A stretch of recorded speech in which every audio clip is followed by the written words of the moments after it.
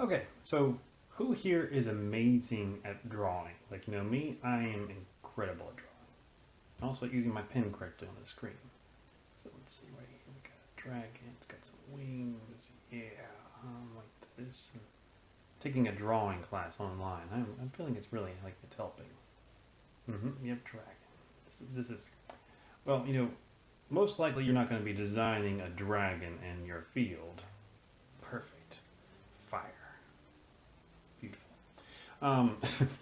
But you're going to, sorry, I just a little bit too much fun here.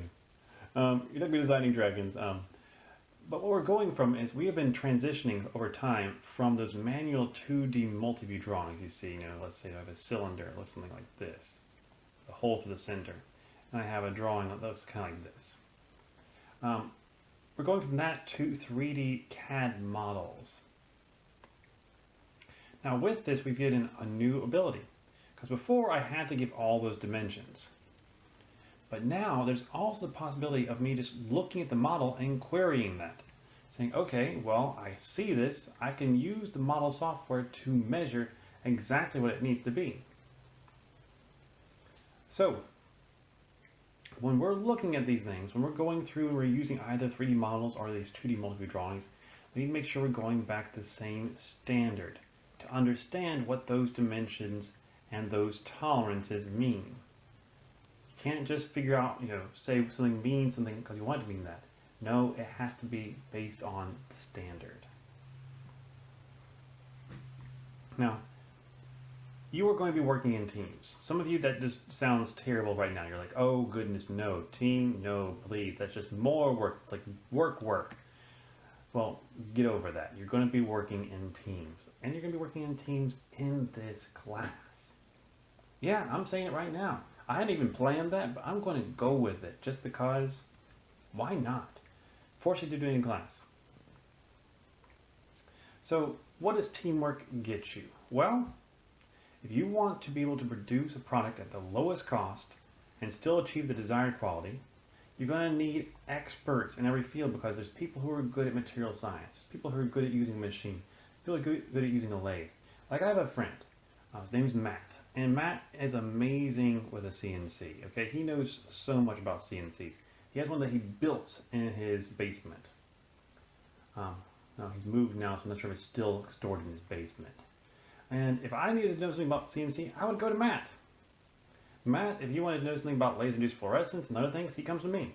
So when you collaborate, you can improve your product. And you do that even before the definition is completed. Because there's nothing that's quite as bad as you building something and saying, oh, there's a better way to do that. And you build it again. Oh, there's a better way to do that. And you build it again. Oh, there's a better way to do that. No, you don't want that. So you want to work and collaborate and improve from the very beginning. This reduces the need for changes after the design is released and production is started, and it will increase your efficiency because you're not having to worry about it anymore.